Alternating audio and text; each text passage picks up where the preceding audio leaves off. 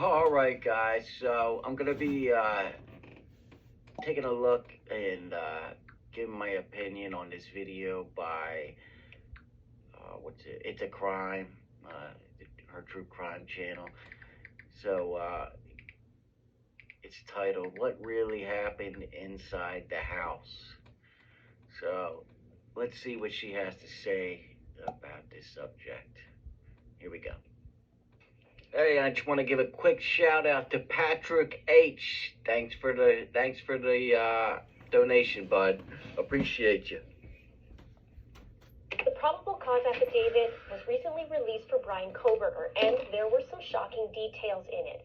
Plus, there was information that Bryan's phone was turned off at 2:47 a.m. when it was tracked leaving Bryan's residence. And Okay, number one, that's fishy. So he must have put his phone, turned his phone off, or put it on airplane mode, 2:47 in the morning, when he left his house. That's where it last pinged. That's why would you turn? Okay. and traveled through Pullman, Washington. The phone also coincides with information of the white Hyundai Elantra, and we learned that Bryan drives a 2015. Look at that thing. Look how dirty that is. I mean, that says he took it off road at some point, right? It's not going to get that dirty from driving on the pavement. Hyundai Elantra. There were multiple sightings of that car on video in the King Road neighborhood, which is where the students live, from 3:29 a.m. to 4:20 a.m. on November 13th, 2022, the night of the murder. The car entered the area 4 times, and the fourth was at 4:04 a.m.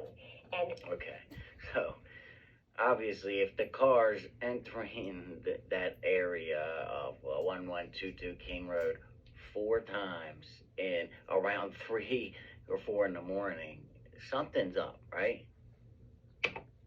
it departed the area at 4:20 a.m. at a high rate of speed. His phone reconnects at 4:48 a.m. The authorities... Isn't that convenient? His phone reconnects and turns back on at 4:48, right when the murders were over. Authorities believe that the murders took place between 4 o'clock and 4:25 a.m. I will do another video regarding the car. Well, they believe that because now we have an eyewitness, DM. I don't know why we're calling her DM, but the roommate. She saw him leave, right? So she knows what time it was. And she went to fucking bed after seeing a killer leave her house. I'm not even gonna, that really pisses me off. But today, we're going to talk about what happened inside the house. So now, let's get into it.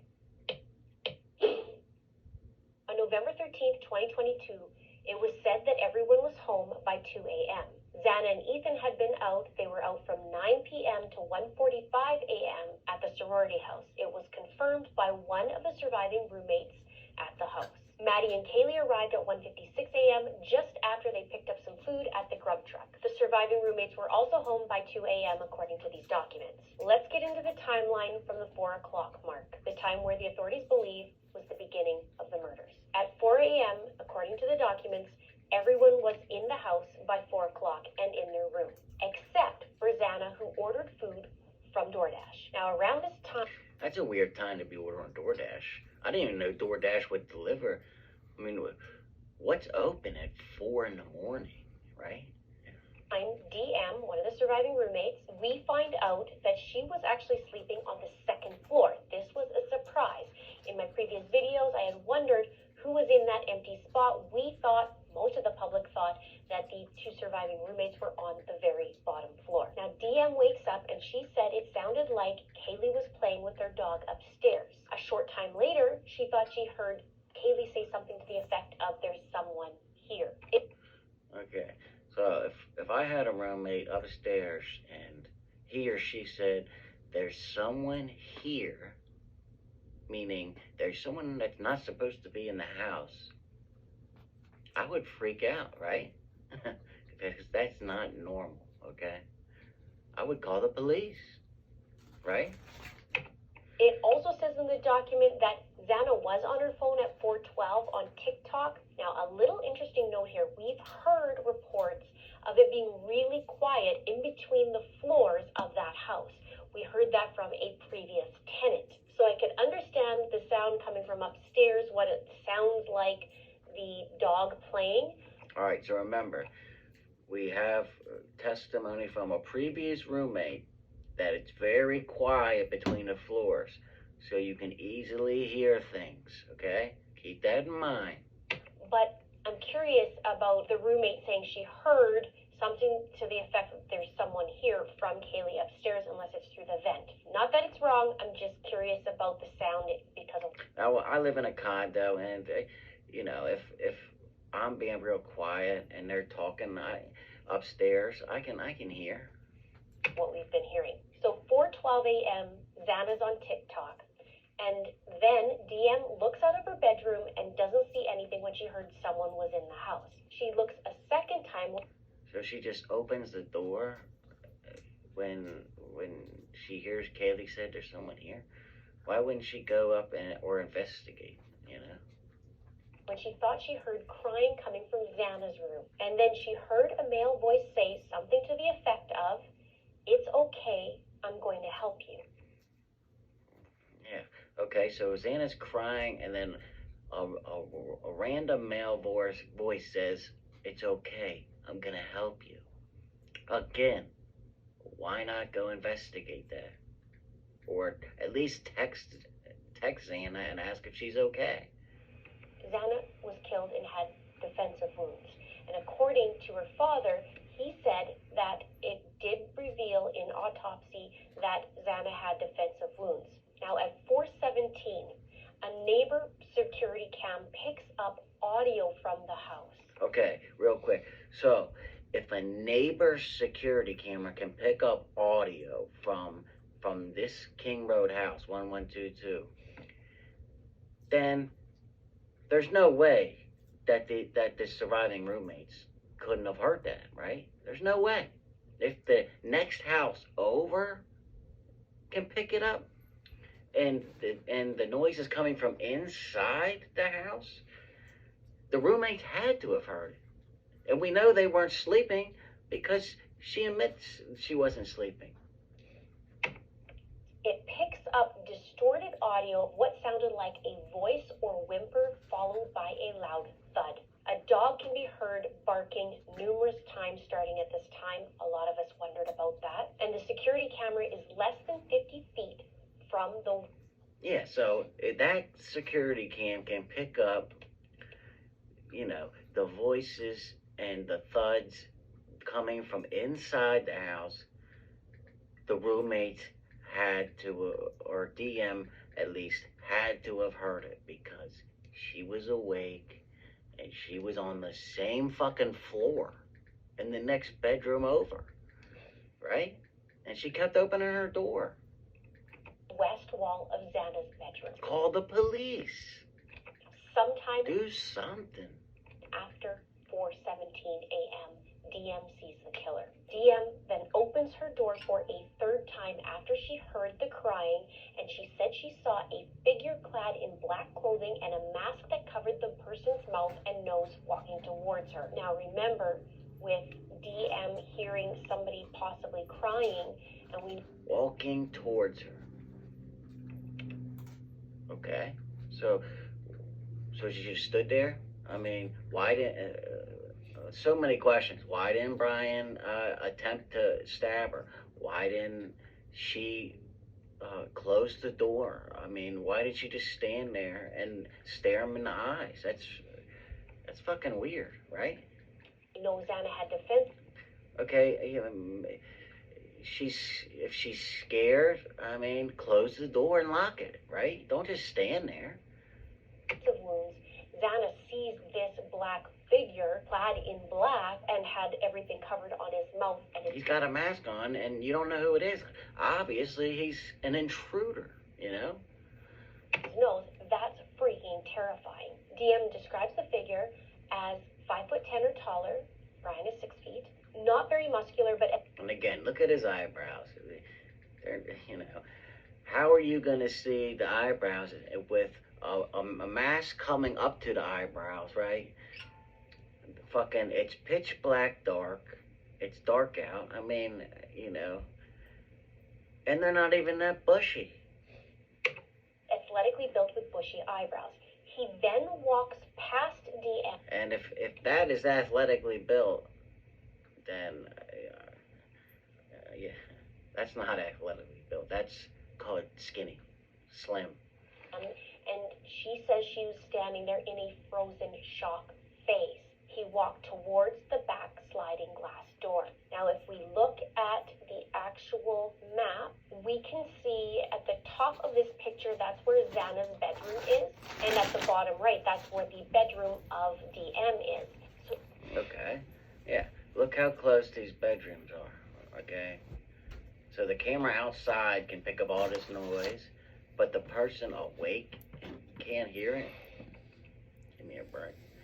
She would see him walk from Xana's bedroom and then walk across through the living room, and for him to leave through the sliding glass door, he would go south through that foyer, through the kitchen, and then out the door. DM then locked herself in the bedroom, and the investigators believe that's when you call the police or text somebody. Are you okay? Do something, right? that the murderer left through that sliding glass door. Now, I did a live stream where I read out the entire document. You can see that below or in my playlist. And people were asking why 911 wasn't called right away. Now, we don't know what exactly happened in there. Yeah, I'm asking that, and so is about a couple million people online are asking that too. And we don't know what a person would do in shock. And there's... Actually, yeah, we do. There's so many cases out there where people break into your house. I've never heard of someone just standing there and just letting an intruder just walk in their house and do whatever they want. You know, I've never heard of that. And at all these cases that I've seen, people either A, run, B, try to defend themselves, or C, lock the door and call the police. I've never heard ever of somebody just standing there and then waiting over 8 hours to call somebody. You know? It's the first time I've heard it. Somebody in the house, she locks herself in the room. She wouldn't know if there's more than one person, and she wouldn't know when the guy actually left, only, guess. I mean, she goes in there and locks the room. Okay, I don't care if she doesn't know. She's inside her room by herself. She just saw an intruder. Just pick up the phone. Who cares if there's someone else? The door is shut. You're safe at the moment. It's for a reason. Maybe she didn't have a phone with her there. I do want to bring up the thought of... Everybody's got a phone. Did she say she didn't have a phone with her in the affidavit? Right? I didn't see that. I would assume she had her phone in her room with her, like everybody else does. You know, most people nowadays don't go anywhere, not even to the bathroom, without their phone, right? We heard that the phone was used the next morning or around noon. But I know damn sure she had her phone within 8 hours, you know, come on. To make the 911 call, and it wasn't. It's just, why are people so afraid to say this, you know? By the roommate, it was somebody else. Or ask these questions, like, come on now. These questions have to be asked, right? So it could be all kinds of things. We don't know what we would actually do when it's something like that, and it's... I know what I would do. I mean, what do you mean? I do know what I would do, 100%. I would what I just said. I would either fight, run, or lock the door and call the cops. I would not stand there and lock the door and just sit there for 8 hours. It's so... I know that for 100% certainty, okay? So terrifying. But according to the documents, it's believed that these homicides happened between 4 and 4:20.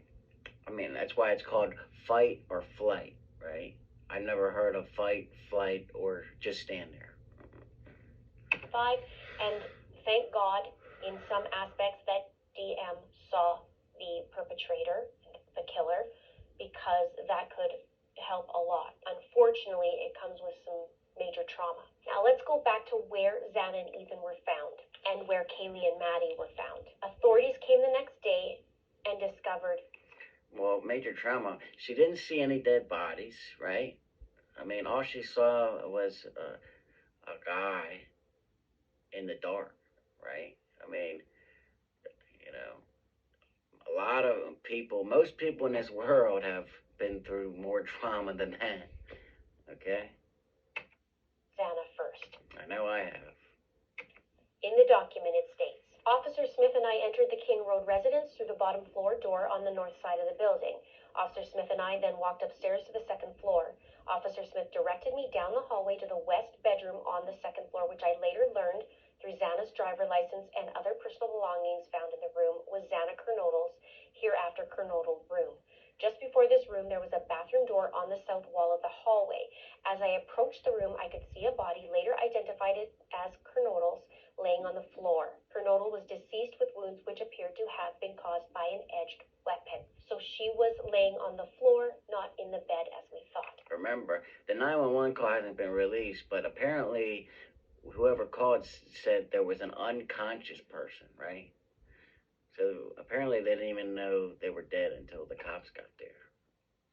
So when it comes to Ethan, it says, also in the room was a male later identified as Ethan Chapin, hereafter Chapin.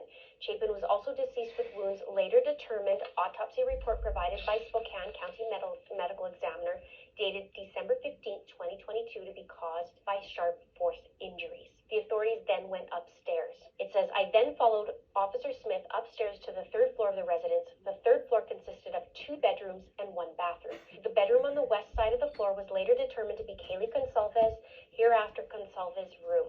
I later learned from review of Officer Nunez's body camera, there was a dog in the room when Moscow police officers initially responded. The dog belonged to Consalves and her ex-boyfriend Jack DeCoeur. I found out from my interview with Jack on November 13, 2022, that he and Consalves shared the dog. Officer Smith then pointed out a small bathroom on the east side of the third floor. This bathroom shared a wall with Madison Mogan's, hereafter Mogan bedroom, which was situated on the southeast corner of the third floor. Now, what is very interesting now is what he left behind. This gives me a little bit of a head scratcher. yeah, he left the knife sheath. So where was that? In some aspects. First, the investigators found a latent shoe print that was shown in a diamond pattern, very similar to be like a Vans type shoe sole. It was located outside of DM's bedroom, which, if you look at the map again, you'll see that the door is actually to the right of where the foyer goes to go walk out there. So she's lucky she locked the door. So he was right out there. We don't know if he walked by when the door was closed and locked or when it was open. So to me, that's still suspicious and fishy, okay? Until I hear from DM's testimony from her mouth or from somebody you know? Maybe he didn't want to bother trying to breaking it down. Maybe he couldn't. Maybe he didn't. He already killed 4 people though, and they all fought back, right? I mean, well, at least 2 of them that we know of. Want to. We don't know any of those details, but again, that was there. It'll be interesting to find out if that shoe size matches Bryan's. Also, I'm curious about what kind of other remnants of blood, obviously it's going to be on a shoe, that was found outside the house or leading to his vehicle or something of that nature. Let me know what you think below. There was also a sheath found, which this is where I get a little bit of head scratching.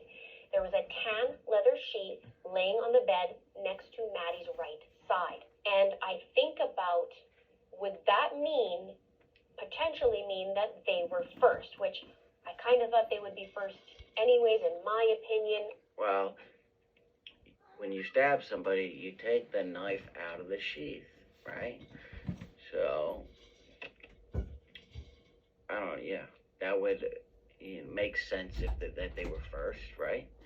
But if the sheath was found there, but somebody had to fight back in order for that thing to fall off. Many others had that opinion. I think even Steve, Kaylee's dad, thought that they were first. But the sheath was left beside Maddie. Interesting. Now, I pulled up some more info about this K-bar knife, and they used it since World War II. It's supposed to be, one of the best kind of knives. In my research, yeah, for killing and stabbing. That's what it's made for. the K-bar started supplying these knives, and they soon became the prized possession of every fighting Marine. They did nails, opening, used to be a favorite of collectors who said was that this knife was tempered to resist breaking. It has a slip resist to purchase a knife sheath or any, even right down to the knife. Then, you can't be a dummy to get to that point. However, there are some weird things here. Did he do this intentionally, just kind of poke the bear? Let me know what you think below. Or was it just... All right. Yeah, she's going to be asking questions. But, yeah, let me know what you guys think about all that down in the comments. Just wanted to share that with you. But, until next time, guys, True Crime King, out.